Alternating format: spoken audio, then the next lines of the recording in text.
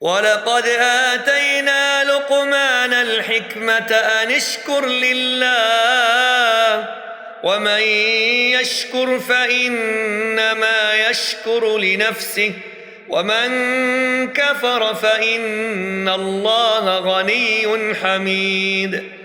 وإذ قال لقمان لابنه وهو يعظه يا بني لا تشرك بالله إن الشرك لظلم عظيم.